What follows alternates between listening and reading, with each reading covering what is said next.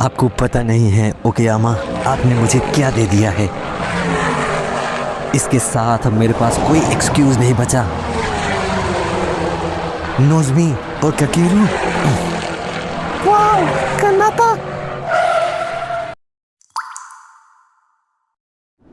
ये बड़ा अजीब है।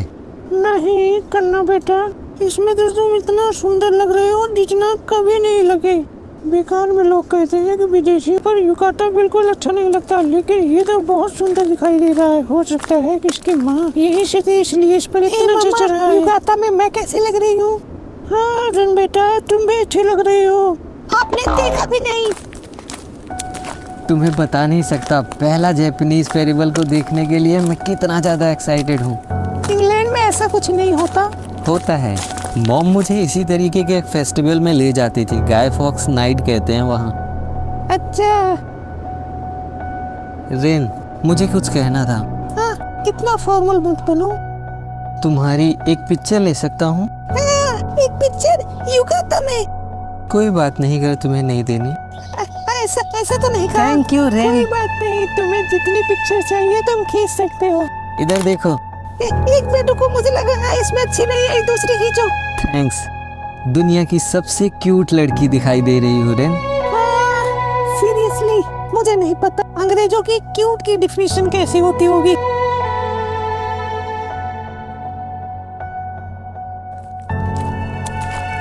जब हम लोग पिक्चर ले ही रहे हैं तो क्यों ना युकाता में हम दोनों साथ में पिक्चर ले लें। किसी से बोल देते हैं लेने के लिए। हाँ क्यों नहीं।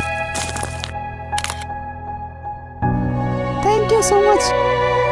दृश्य बदलता है, फायरवर्क स्टार्ट हो जाता है। रेन के पेरेंट्स फायरवर्क के बारे में बात करते हैं, अपनी पुरानी यादों को भी कुरेदने की कोशिश करते हैं, लेकिन साथ ही कनाता और रेन के वहां जाने से उन्हें संतोष है, खुशी है। एक बार फिर से हमें कनाता और रेन दिखाई देते हैं जो उस फायरवर्क को एंजॉय कर रहे होते हैं और विश करते हैं कि इसी तरीके से उनकी लाइफ आगे बढ़े। ये रेन का 17वां फायरवर्क है।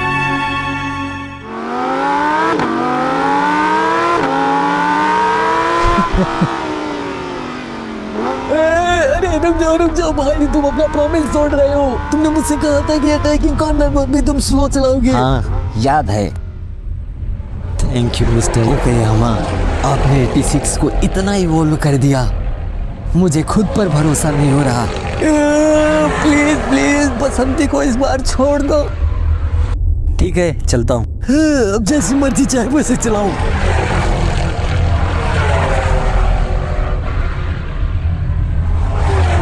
अगर मैं अपनी पिछली रेस को ध्यान में रखूं, कार में बहुत ज़्यादा चेंज आ गया। इसकी क्लच स्पीड को मैं महसूस कर सकता हूं। इस पर मुझे अब पहले से ज़्यादा कंट्रोल आ गया है। शायद अब गाड़ी जब नीचे जाएगी, हवा की फोर्स को मैं अपने एक्सीलरेटर से कम कर सकता हूं। उन्होंने ज़रूर कहा कि इसके टर्बो लेवल में कोई चेंज नहीं किया, लेकिन इंजन पहले से ज़्यादा अच्छे तरीके से काम कर रहा है। आपको पता नहीं है ओकेयामा, आपने मुझे क्या दे दिया है। इसके साथ अब मेरे पास कोई एक्सक्यूज नहीं बचा। नोज़मी और काकेरू। वाओ, कनाता। दृश्य बदलता है, कनाता नोज़मी से मिलता है, उनके बीच बातें होती हैं डबल लेन रेस के बारे में भी, और साथ ही अपने अपने कार में किए गए नए अपडेट्स की भी चर्चा होती है, जहां थोड़ी सी मस्ती उनके बीच में देखने को मिलती है और उसे इनवाइट करती है कि 4 दिन बाद स्टार्ट होने वाला है क्वालिफायर्स डबल लेन के लिए, और वहां पर वो उनसे जरूर मिलने वाली है। और साथ ही सवातारी और बाकी लोगों के बारे में भी वहाँ बातें होती है। वहीं दूसरी तरफ काकेरू अपने ड्राइविंग पर आगे जा रहा होता है और बाकी ड्राइवर्स के बारे में सोच रहा है, तभी पीछे से इंग्लैंड की रानी दिखाई देती है अपने कार के साथ में, उसे शॉक कर देती है अपनी स्पीड और ग्लैमर के साथ में। दृश्य बदलता है। सितंबर का महीना शुरू हो चुका है, लेकिन सूरज अपनी गर्मी को छोड़ने के लिए राजी नहीं। गर्मियों का मौसम तो चला गया है, लेकिन आपको ध्यान में रखना है कि हमारी most awaited race double lane race शुरू होने वाली है। इंतजार को हम खत्म कर रहे हैं और आपकी खुशियों को आपको वापस कर रहे हैं। मुझे पता है कि आप लोगों के लिए ये कितना जरूरी है। मैं आपका होस्ट तनाका खोजी क्वालिफायर के साथ हाजिर है। डबल लेन के लिए क्वालिफायरिंग स्टार्ट हो जाती है, जहां 21 किलोमीटर का एक लैप होने वाला है जिसे कंप्लीट करना है। सारे जितने भी ड्राइवर्स उसमें पार्टिसिपेट करने वाले हैं वहां उनको परफॉर्म करना होगा। और सबसे पहले हमें दिखाई देते हैं सावतारी। पूरी दुनिया की नजर उसके रेस पर टिकी होती है कि पहला क्वालिफायर वो है और वही एक बेंचमार्क सेट करने वाला है। शायद हो सकता है कि उसके बेंचमार्क से इस रेस में आग लग जाए और वो भी अपनी पूरी पावर्स के साथ में रेस पर भागता हुआ दिखाई देता है और पावर्स को इतना इंक्रीज करता है कि पिछले बारी के क्वालिफाइंग टाइमिंग से 3 सेकंड आगे पहुंचता है, जो सबके लिए शॉकिंग होता है। सावतारी ने सर्व कर दिया है कि अब इस बारी उसके पास कोई एक्सक्यूज नहीं है और वो फर्स्ट रेस के लिए सबसे आगे कंप्लीट करने वाला है।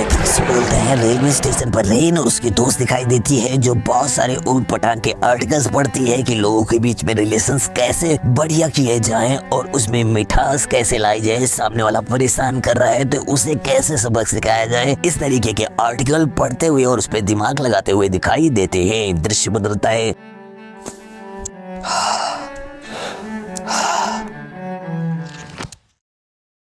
फोकस करना होगा। अगर मुझे डबल लेस सीखनी है तो दिमाग से ये सब निकालना होगा।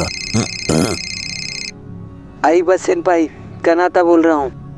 हाँ, प्लीज हमें बात कर लेनी चाहिए। मुझे आपसे नंबर 7 के बारे में बात करना है। उससे पहले तुम मेरी बात का जवाब दो कनाता। क्या तुम्हारे दिल में नंबर 7 के लिए कुछ भी है? हाँ, मैं उससे प्यार करता हूँ। ठीक है, तो फिर अब हमारे बीच आशिकों की जंग होगी। ऐसा मत कहिए। लेकिन कनाता, एक चीज है जो कभी नहीं बदलेगी। आज भी तुम मेरे नाकाम जूनियर हो। आगे से चाहे जो भी हो हमारे बीच में, लेकिन तुम मेरे दोस्त हमेशा रहोगे। चीजें बिल्कुल साफ है। आई बस सेनपाई। कम ऑन मैन, रोना बंद करो यार।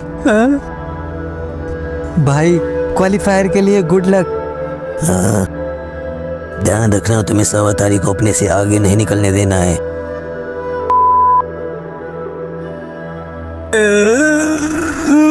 उसका नाम रेन है, प्यार की मूरत, मेरी सोनी कुड़ी, मेरी एंजल।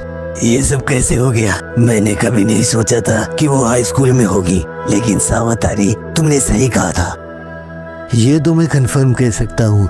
जितने उम्र की तुम सोच रहे हो उससे छोटी है वो। 17 या 18 इसी के आसपास में होगी वो। दृश्य बदलता है। एंजल्स जा रही होती हैं क्वालिफायर के लिए, तभी वहाँ पर कुछ गिफ्ट्स वगैरह पड़े होते हैं और साथ ही रेन की दोस्त वहाँ नहीं दिखाई देती। वो नीचे उतरती है तो उसका फिगर और भी ज्यादा वेट गेन कर चुका होता है, जिस पर उसे सुनाती है। वो भी गुस्सा होकर वहाँ से भाग जाती है, लेकिन वो अपना बैच उठाकर आगे आती है। तभी सावतारी भी आकर खड़ा होता है और वो रेस के लिए खुद को प्रिपेयर करता है और साथ ही कुछ पुरानी चीजों के बारे में सोचता है। वो अपने एंजल को गिफ्ट दे रहा है और पुरानी एंजल भी उसे लेकर बहुत खुश हो जाती है, क्योंकि ऐसा किसी भी ड्राइवर ने पहले नहीं किया था। वो भी रेस क्वालिफाई कर जाता है, लेकिन सावतारी के रिकॉर्ड को नहीं तोड़ पाता। जैसे जैसे गाड़ियां क्वालिफायर के लिए आ रही हैं, उनके बीच में आग लगना स्टार्ट हो गई, क्योंकि सबके अंदर एक ही चीज था, सावतारी का रिकॉर्ड जो बहुत ही गंभीर बना चुका था। रेस की सड़कों पर आग लग चुकी थी। सब लोग सावतारी की बात कर रहे हैं और उसके रिकॉर्ड को तोड़ने की कोशिश करते हैं, लेकिन धीरे धीरे करके सारी गाड़ियां फेल हो जाती हैं। अब लोगों के दिमाग में ये चीजें छप चुकी थी कि सावतारी इस सीजन में कुछ न कुछ तो खतरनाक करने वाला है। साथ ही कुछ लोगों का मानना ये भी है मिचेल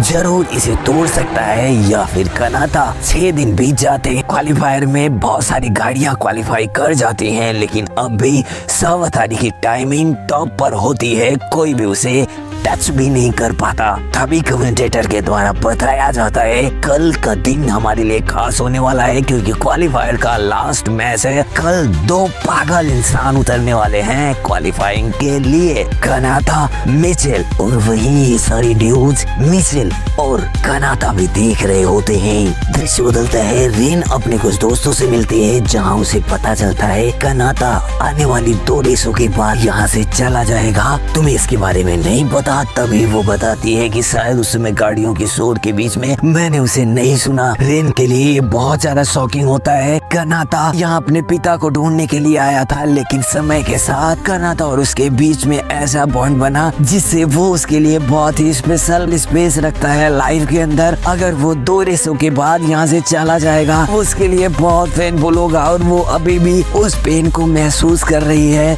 इसी के साथ आज का एपिसोड होता है खत्म। मिलते हैं कल नए एपिसोड के साथ, तब तक हमारे साथ बने रहिए। Bye bye, see you.